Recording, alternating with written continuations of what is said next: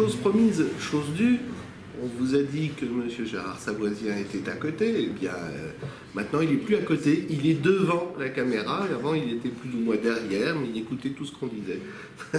Oui, alors c'est étonnant pour un auteur d'être devant la caméra, parce que justement, ce que j'aime dans le côté auteur dramatique, comme on dit, c'est d'être un peu dans l'ombre et de laisser les comédiens partir à l'aventure. Il y a une première aventure qui est l'écriture. Alors ça, c'est quelque chose de solitaire, mais pas autant que cela. Parce que j'ai trois lectrices qui sont à mes côtés, qui me lisent, qui me coupent, qui m'aident dans la construction, tant dans les fautes de français, on en fait tous, que dans la dramaturgie, etc. Et puis, dans les trois, il y en a une qui est uniquement une spectatrice, qui n'est pas du tout dans le métier, je dirais, artistique, et qui a ce premier regard du spectateur. C'est important pour moi d'avoir ça. Alors ça, c'est le travail solitaire. Mais après, ou vous faites confiance au metteur en scène, ou vous ne faites pas. Si vous ne faites pas confiance, vous êtes là en répétition, vous embêtez tout le monde, etc. Moi, je fais confiance. Je fais confiance d'abord. J'ai un passé avec Arnaud, il vous l'a dit, il m'a monté Mademoiselle Molière remarquablement, donc je ne vois pas pourquoi j'aurais pas fait confiance, je ne lui aurais pas fait confiance d'emblée. Donc je lui ai fait confiance d'emblée, et je n'ai assisté, il pourra vous le dire, à aucune répétition. Une ou deux fois, il m'a demandé par mail, des petites coupures, des petites choses, j'ai approuvé d'ailleurs dans l'ensemble, et j'ai laissé faire. Et avec ma femme, nous sommes allés au dernier filage, comme on dit, vous le savez, de la pièce, et donc j'ai découvert le décor, la musique, la lumière, et leurs travaux à tous les deux, et là, on a été, comme on dit, bluffés, scotchés. J'ai été très impressionné par ce qu'on avait fait Arnaud, ce qu'on avait fait Béatrice. Tout d'un coup, il y a eu une dimension en plus, supplémentaire, qui est une dimension, je dirais, poétique. Et poétique dans le beau sens du terme, pas dans le sens ennuyeux. C'est-à-dire que tout d'un coup, on part dans quelque chose de vraiment ailleurs. On est dans le Berry, on est dans leur vie, dans leurs univers. Et ça m'a profondément troublé, parce qu'il a vraiment... On peut dire qu'il est co-auteur du spectacle. Vous voyez, et là-dessus, Béatrice Agénin, dont je savais, tout le monde sait que c'est une merveilleuse comédienne, ils sont partis, elle n'est plus là, bon, donc je peux le dire, c'est plus qu'une bonne comédienne, c'est une grande comédienne. Il y a comme cela quelques femmes en France qui sont des grandes comédiennes. C'est-à-dire qu'elle peut, je ne sais pas si elle peut tout jouer, mais quand elle joue quelque chose, elle arrive à cette perfection où elle ne joue plus, où elle est vraiment le personnage. Et là, il y avait ils vous l'ont raconté, il y avait et vous l'avez vu, il y avait un enjeu, un deal, comme on dit, qui était de jouer plusieurs personnages. Et elle y réussit magnifiquement, alors que tout le monde n'y croyait pas. Hein.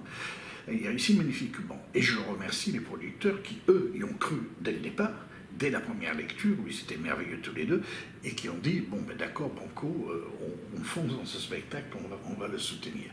Alors ça vous aide, ça vous donne confiance, comme a dit Béatrice, et là-dessus, le public suit.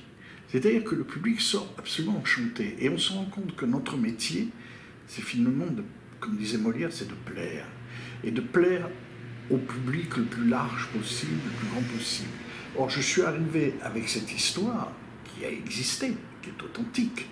Bien sûr, je n'étais pas dans l'alcôve, j'ai inventé les dialogues, mais je suis arrivé avec cette histoire toute simple à une histoire universelle. Parce que tout le monde, d'abord en France, tout le monde est descendant plus ou moins de paysans. On remonte 1, 2, 3 générations, ça y est, il y a des paysans. La France a été rurale très très longtemps, elle est moins, mais elle l'a été beaucoup. Et tout le monde a vécu des histoires d'amour qui marchent plus ou moins bien, etc. Et cette ascension en plus de la femme, qui par la lecture et l'écriture monte dans la société, monte en grade, c'est une leçon actuelle. Alors peut-être pas pour les Françaises, et tant mieux, Mais vous allez dans les pays du Maghreb, vous allez en Iran, vous allez en Arabie Saoudite, où c'est tout d'un coup un exploit qu'une femme arrive à conduire des voitures. Enfin bon, on se dit, il y a encore énormément de travail à faire. Et ce travail ne peut passer que par la culture, c'est-à-dire de faire évoluer les petites filles, de les amener à l'école, etc., pour qu'elles puissent prendre une indépendance, connaître la société, se battre, etc., etc. Et donc ce discours est universel. Mais quand je l'ai écrit, je me suis pas rendu compte qu'il était universel. J'étais dans ma petite histoire. Ce qui fait que la pièce est lisible à plusieurs niveaux. Alors, celui que, je dirais, le niveau basique, l'histoire d'amour, la petite servante qui monte en grade et qui devient amoureuse du fils de la maison. Et puis un autre niveau un peu plus littéraire, avec George Sand, etc. Et puis un autre niveau, que je vous dis, qui est même sociologique, politique même, de l'émancipation de la femme. Donc c'est intéressant lorsqu'on arrive à réussir ça. Ce n'était pas volontaire chez moi, mais ça s'est fait tout seul parce que l'histoire était belle et l'histoire avait cela en germe dans l'histoire même. Il y avait cette histoire, ces histoires-là. Et puis alors, bon, vous l'avez vu, je tombe sur deux comédiens absolument exceptionnels, des grands. Pour moi, c'est plus que des comédiens. Ce sont, un mot un peu galvaudé maintenant, on ne dirait pas, ce sont des artistes. Et beaucoup de comédiens ne sont pas des artistes.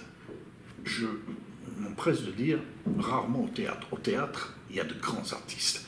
Mais le métier de comédien et le métier de la télévision, du cinéma, étant ce qu'il est, on a souvent des gens qui disent « Oh, quel merveilleux comédien, quel merveilleux acteur, quelle merveilleuse actrice ». Non, non. C'est des gens passables, mais ça s'arrête là. Alors que les grands acteurs, moi je dis, se trouvent au théâtre, ou se retrouvent lorsqu'ils viennent au théâtre et qu'ils sont contents de le faire. On le voit cette année avec des tas de distributions. Moi je suis content de voir Richard Blériot au théâtre, par exemple. Bon, je suis content. Plaidoirie. Oui, c'est merveilleux d'avoir des acteurs qui ont fait beaucoup de cinéma, qui tout d'un coup se disent « Mais bon Dieu, c'est formidable d'être devant un public, qui réagit, etc. » Donc là, je crois qu'Arnaud, comme Béatrice, sont deux grands artistes, et c'est ça qui fait que le spectacle décolle et plaît autant aux gens. On sent qu'ils payent content, qu'il n'y a pas de truc, il n'y a pas d'astuce, il n'y a pas d'effet facile. On est dedans, les personnages viennent en eux, les habitent, et puis c'est tout, et puis voilà, et c'est ça le théâtre. Alors quant à la transfiguration dont parlait Béatrice, qui disait « Quoi, j'ai 11 ans, je ne peux pas jouer ça parce que j'ai 11 ans ». Le théâtre nous a appris que c'était faisable, que le public était celui qui travaillait le plus le soir du spectacle et qu'il imaginait cela. Shakespeare dit dans La Tempête « Votre imagination prendra cette scène pour la mer ». Voilà, et hop, ça y est, on y est, c'est la scène, c'est la mer, et puis voilà. Et bien dans la pièce, elle arrive, elle dit « J'ai 11 ans » et personne ne rigole, tout le monde le croit. Voilà, c'est la magie du théâtre, c'est ce qu'il y a de formidable dans le théâtre, qui, je le répète, est un art poétique. Ce que n'est pas le cinéma, ça ne veut pas dire que je n'aime pas le cinéma, ça veut dire simplement que le cinéma est un art réaliste. Au cinéma, je veux voir le Titanic couler. Sinon, je ne suis pas content, il me manque quelque chose. Là, je vois le Titanic couler, je suis ravi. Au théâtre, on me dit, voilà, j'ai 11 ans, et je le crois. Il y a un art, il y a une façon chez le public d'imaginer les rôles qui va permettre de respirer haut. Voilà, voilà le bonheur de ce spectacle. Vous êtes passé d'une comédie avec des comédiens Molière, Mademoiselle Molière. Nous passons par l'écrivain, George Sand. Qu'est-ce que vous nous réservez maintenant C'est qui le prochain auteur ou le prochain comédien C'est un auteur. Le prochain auteur, c'est cet été en Avignon. C'est une pièce qui s'appelle La Folie Maupassant, où c'est les moments où Maupassant est... Ah, je vais aimer. Guy de Maupassant, je vais aimer. Ah, c'est un auteur merveilleux. Ah, mais il s'appelle Guy déjà. Et déjà, il s'appelle Guy. Mais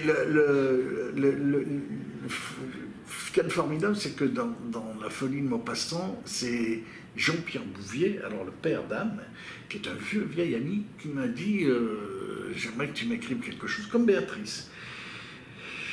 Et Jean-Pierre a quelque chose d'un taureau,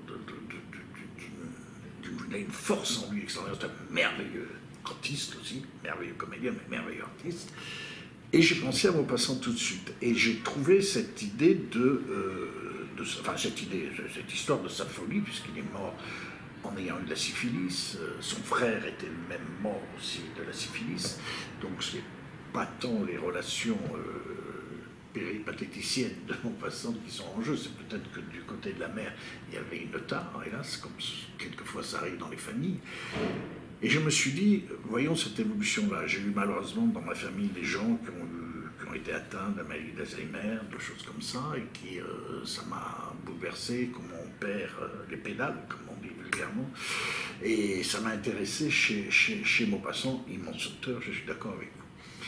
Et parallèlement, il fallait un pendant féminin. Or, Maupassant a eu minimum 100 femmes. Je ne pouvais pas faire une production avec 100 femmes sur un plateau. Dommage. Dommage. Ça aurait été amusant. Ça aurait été amusant. Mais il a eu aussi bien des prostituées que des femmes du monde, des femmes mariées, des mères. Enfin, il a tout eu. Il a adoré les femmes. Et je me suis dit comment faire. Et j'ai trouvé une astuce qui est qu'il y aura une femme dans sa tête, dans son esprit, qui est la femme qui représente toutes les femmes qu'il a eues. Ça sera Julie de Bazac qui va jouer le rôle, elle est ravie, très bien. C'est Anne Bouvier qui Anne Bourgeois qui met en scène. Et ça se passe cet été en Avignon, la première en juillet, donc en Avignon. Et je suis très content de la façon dont les choses se passent, parce que là aussi, je pense qu'on tient quelque chose. En tout cas, on tient une histoire. Parce que je n'ai pas parlé d'une histoire, mais c'est aussi très important d'avoir une vraie histoire qui se déroule sur les yeux du public. Et pas uniquement des notions, des aspects ou des flashs, non. Une histoire complète, comme disait Gabin, avec un début, un milieu et une fin. Bon ben voilà, une histoire. Et quand on raconte une histoire, les gens finalement sont un peu comme des enfants au spectacle. Ils veulent qu'on leur raconte une histoire comme le soir nos parents nous racontaient des histoires avant de nous endormir. On veut cela. Et je tiens beaucoup à cette notion d'histoire que l'on raconte, que ce soit une histoire drôle, que ce soit une histoire dramatique, c'est le théâtre permet tous les genres. Et avec la Folie Maupassant, je crois que je suis dans la lignée de Marie Despoux. On verra, on verra, ça c'est touchons du bois, on verra ce qui se passera. Mais j'ai confiance, j'ai très confiance aussi. Voilà. Bon, nous on a confiance en vous. On sait que Mademoiselle Molière n'est plus montée en ce moment à Paris. Mais il se joue en tournée. Se joue en tournée, marche très bien, ça se joue en tournée, je crois qu'en mai, il y a des représentations tout le temps. Ils ont du succès, ils ont beaucoup de succès en région, et j'en suis ravi, parce qu'au départ, le nom de Molière pouvait faire un peu, pas peur, mais qu'est-ce que c'est cette histoire-là? C'est l'histoire de la femme de Molière, et à qui Molière apprend un jour qu'il va épouser sa fille. Donc c'est un choc terrible. C'est une histoire d'amour de 20 ans qui tout d'un coup s'écroule pour une autre histoire d'amour qui sera beaucoup moins agréable d'ailleurs pour Molière.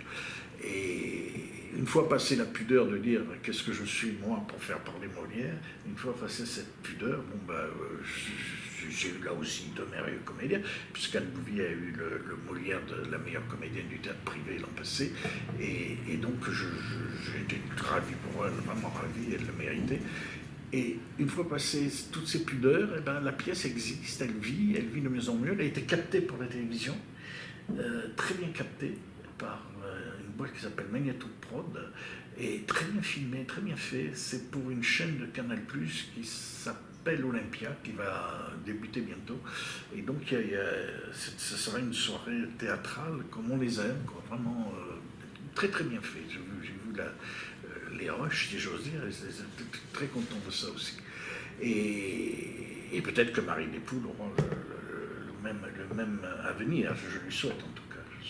Elle est nommée ou elle a la possibilité de rentrer dans les Molières? Oui, parce qu'il faut un certain nombre de représentations, une trentaine, je crois, à Paris, ça va être le cas.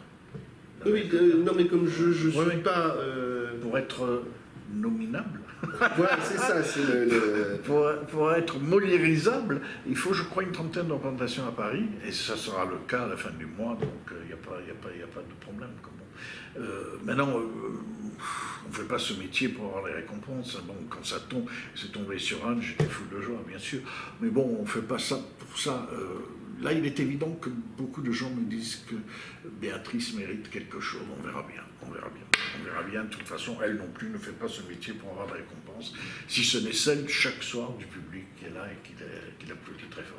Bah écoutez, moi je vous souhaite tous les Molières du monde. Merci. Pas tous, peut-être pas. Merci. Vous aurez peut-être pas le Molière de la tragédie. Et puis, j'ai peut-être pas toute la cheminée, la grandeur d'une cheminée qu'il faut pour voilà. Voilà. Mais bon, s'il y en a un ou deux qui tombent, on les prendra, on les mettra dans l'escarcelle. Merci en tout cas. Merci Gérard. Merci. Et écoutez, à la prochaine pièce. La prochaine pièce, hein, pour la folie Maupassant. Pour la folie Maupassant. En Avignon, mais si c'est repris à Paris. Moi, je ne serai pas à Avignon parce que. Mais voilà. Mais on attendra que ça soit monté à Paris. Voilà, tout simplement. Merci à vous. À bientôt. À bientôt.